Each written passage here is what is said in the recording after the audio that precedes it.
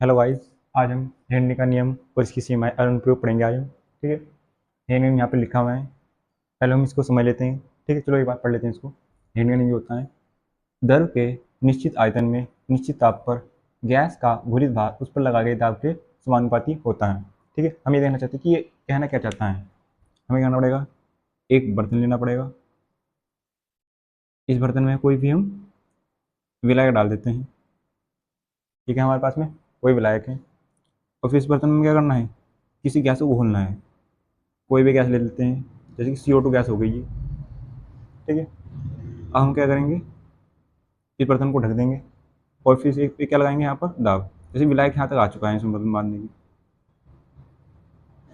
फिर हम क्या घोलना है, इसमें CO2 गैस घोलनी है। ये ऊपर से क्या है, ये ऊपर से यहाँ पे पिस्टन लगा हुआ है। पिस्टन में इस पर दाब लगाएगा। जैसे पिचकारी होती है ना, ऐसे करते हो आप तो उसमें प्रेशर लगता है। पानी जब ऐसा करते हो तो पानी बाहर निकल जाता है। ऐसे इसमें हो रहा है, बट यहाँ पे बाहर नहीं आएगा पानी। यहाँ से पानी है और इसमें यहाँ पे गैस डाल दी हमने CO2। ऊपर से हम क्या लगा रहे हैं, यहाँ पर दाब लगा रहे हैं। जैसे हम यहाँ पर दाब लगाएंगे, ऐसे करेंगे इसके नीचे, तो क्या होगा, ये गैस पहले यहाँ थी ऊपर, अब ये इसको नीचे करेंगे तो ये तो यहाँ पे आ जाएगा, फिर ये और आ जाएगा। मतलब कि जो गैस है पहले पहले यहाँ पर थी, जब यहाँ पे ये पिस्टन आएगा तो फिर गैस इसके अंदर पहुँच जाएगी धीरे धीरे। क्योंकि इतना दाम हम बढ़ा रहे हैं, यहाँ पे क्या कर रहे हैं, ऊपर से क्या लगा रहे हैं, दाब लगा रहे हैं। दाब लगाने से क्या हो रहा है, जो इसके अंदर यहाँ पे गैस घुली हुई थी, मतलब गैस ली है हमने, कौन सी गैस ली यहाँ पर, CO2 मान लिया हमने अपनी तरफ से।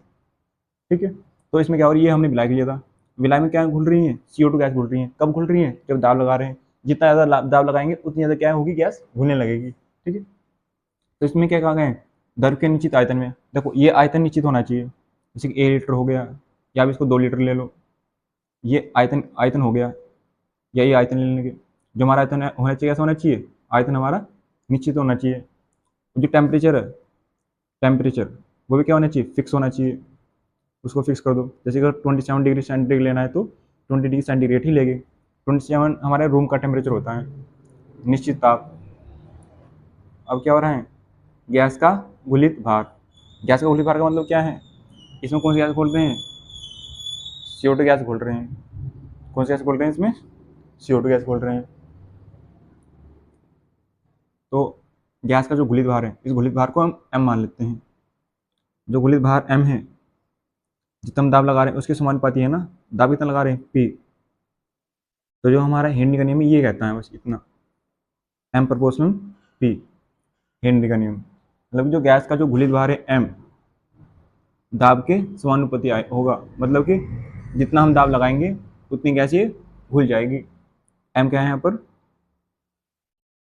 m गैस का घुलित भार है यहाँ पर। और P क्या है, गैस पर लगाया गया दाब। गैस पर लगाया गया दाब होता है। अब ये वाला साइन हटा देंगे यहाँ से, प्रोपोर्शनल साइन। तो क्या जाएगा, m बराबर एक नियतांक आ जाएगा, इसको कैसे बोलते हैं, इनटू में P। जो यहाँ पे KH आया है, इसको बोलते हैं हेनरी नियतांक। क्योंकि हेनरी का नियम पढ़ रहे हैं, जिसका नियम पढ़ रहे हैं और उसका, और जो कोई भी क्वेश्चन रहता है तो उसका ही वो नियतांक माना जाता है। ठीक है, अभी हम इसकी सीमा पढ़ेंगे नेक्स्ट टॉपिक में। अभी हमने इसका हेनरी का नियम पढ़ा है, अब हम इसकी सीमाएं पढ़ेंगे कि इसकी सीमाएं क्या क्या होती हैं। देखो क्या लिखा हुआ है, यह नियम कम दाब और उस ताप पर ही लागू होता है। इसको समझेंगे क्या कहना चाहता है ये। हमने एक बर्तन लिया था, इस बर्तन में क्या डाला था, विलायक लिया था। विलायक में हम क्या डाल रहे हैं, CO2 गैस ले रहे हैं। ठीक है, और फिर हमने क्या करता, ऊपर से उसको बंद कर दिया था बर्तन को। ऊपर से क्या लगा रहे थे, दाब लगा रहे थे। ये पिस्टन लगा हुआ है, ऊपर से हम दाब लगाते हैं। दाब लगाने से क्या होता है, CO2 गैस घुलना स्टार्ट हो जाएगी।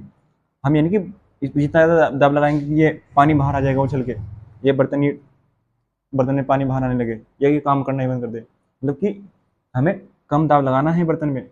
ऊपर से जब पिचकारी आते हैं ना, ठीक है, प्रेशर लगाते हैं, तो ऐसे ही ऊपर से जब दाब लगाना है कम होना चाहिए, कम दाब। और टेम्परेचर कैसा होना चाहिए, तापमान ऊँच होना चाहिए। यानी 0 डिग्री पर रख दिया है, वो तो बर्फ बन जाएगा, उसमें कुछ चीज़ मिलाने चालू मिल नहीं पाएगी ना वो। जो टेम्परेचर होना चाहिए ऊँच होना चाहिए। ऊँच टेम्परेचर होने से क्या होगा, वो मतलब कि जो गैस उसमें मिलाना चाह रहे हैं वो मिल जाएगी आराम से।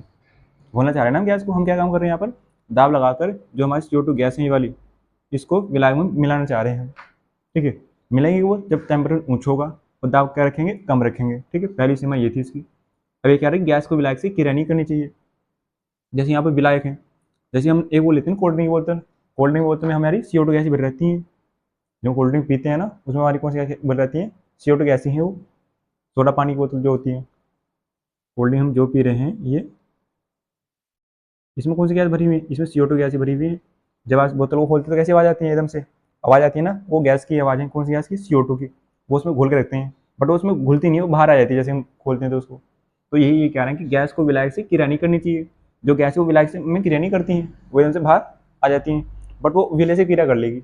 विलय से क्रिया करके उसका टेस्ट थोड़ा बदल देगी, बट वो जो पानी लिया है हमने इसके उससे क्रिया नहीं करती हैं। ठीक है, वरना वो पूरा का पूरा टेस्ट खराब हो सकता है। गैस को विलायक से क्रिया नहीं करनी चाहिए। समझ में आ गया पॉइंट। अब तीसरा पॉइंट समझते हैं, विलयन में अणु या तो वियोजित होना चाहिए और ना ही समूह होना चाहिए। वियोजित का मतलब जैसे कि हमारे पास में NaCl है ना, नमक लिया, यानी कि Na+ और Cl- में ऐसे वियोजित नहीं होना चाहिए कोई भी अणु। ये अपने आयनों में टूट जाता है ना, कब, जब इसमें हमने गैस डाली है, गैस डालने से जो ये अपने आयनों में टूट रहा है, अपने आयनों में ऐसे टूटना नहीं चाहिए अगर हम गैस मिला रहे हैं तो। ठीक है, विलयन में ना तो अणु वियोजित होना चाहिए और ना ही संगुणित। ऐसे संगुणित मतलब होता है जुड़ना, यानी कि गांठ सी बन गई है, नमक मिलाया है और वो जैसे मैंने गैस मिलाई इसमें, वो गांठ गांठ सी बन गई है ऐसे, तो वो भी नहीं बनना चाहिए। तो ये क्या, जो हमारी सीमाएं हैं, विलयन में अणु ना तो वियोजित होता है और ना ही संगुणित होता है। ठीक है, हमने 3 सीमाएं पढ़ी इसमें। जो हमारा दाब है वो हम कम रखेंगे और टेम्परेचर थोड़ा ज़्यादा रखेंगे। ठीक है, पहली तो सीमा मैंने पढ़ी है। दूसरी सीमा क्या पढ़ी है, जो हमारा विलायक है, विलायक में जो हम जो गैस खोल रहे हैं उससे क्रिया नहीं करनी चाहिए उसको, और उससे क्रिया करेगा तो पूरा का पूरा टेस्ट बदल जाएगा, वो खाली विलय से क्रिया कर सकता है हमारी। नंबर 3, जो हमारे विलयन है, विलयन में अणु ना तो वियोजित होना चाहिए ना ही संगुणित। वियोजित मतलब होता है टूटना और संगुणित मतलब होता है जुड़ना। जैसे NaCl है, जैसे मैंने गैस मिला रहा था, ये नहीं कि अपने अणु में टूट जाएगा, पर ये नहीं कि, और संगुणित मतलब क्या है, जुड़ना, ये नहीं गांठ सी बन जाएगी उसके अंदर। ये था सीमाएं में। अब हम इसमें आगे वाले टॉपिक में अनुप्रयोग पढ़ेंगे। ठीक है, अब हम क्या पढ़ते हैं, अब हम हेनरी के नियम के अनुप्रयोग पढ़ेंगे। अनुप्रयोग क्या होता है, पहले क्या लिखवाएं, CO2 की सोडा पानी में विलयता बढ़ाने के लिए बोतलें सील बंद कर देते हैं। देखो मैंने आपको एग्जाम्पल दिया था, ये हमारी क्या है, ये कोई भी कोल्ड ड्रिंक बोतल ले लो, ऊपर से क्या रखते हैं, इसको ढक्कन बंद कर रखते हैं। जब भी ढक्कन को खोलते हैं तो कैसे कैसे इसमें क्या निकलती है, तुमसे गैस निकल जाती है। कौन सी गैस होती है, वो CO2। ठीक है, इसको हम ऊपर से सील बंद कर रखते हैं। अगर सील बंद नहीं करेंगे तो क्या होगा, जो ये CO2 गैस है एकदम से बाहर निकल जाती है। देखो अगर हम इसको सील बंद रहती हैं, इसको जो आप खोलते तो क्या होता है, एकदम से गैस नहीं निकलती, जो वो गैस उसी को CO2 बोला जाता है। ठीक है, अगर ये इसमें CO2 गैस नहीं होगी ना, हमें जो कोल्ड ड्रिंक पी रहे हैं तो उसमें टेस्ट नहीं आता है। आपने देखा होगा कि जब हम कोल्ड ड्रिंक पी रहे हैं उसमें से वो जो गैस निकल जाती है, फिर आप इसको पियोगे तो टेस्ट अच्छा नहीं आएगा। ठीक है, वो हम इसलिए डाल रहे हैं जैसे वो टेस्ट थोड़ा अच्छा बना रहे। CO2 की सोडा पानी में विलयता बढ़ाने के लिए, विलयता मतलब वो उसमें घुली रहे, विलयता बढ़ाने के लिए हम क्या करें, बोतलों को सील बंद कर देंगे। हमने एक बोतल ली, बोतल में कोल्ड ड्रिंक डाल दी, फिर हम इसमें डालेंगे CO2 उसमें CO2 डाल के फिर इस पर दाब लगाया जाता है, दाब लगा के ढक्कन को बंद कर दिया जाता है।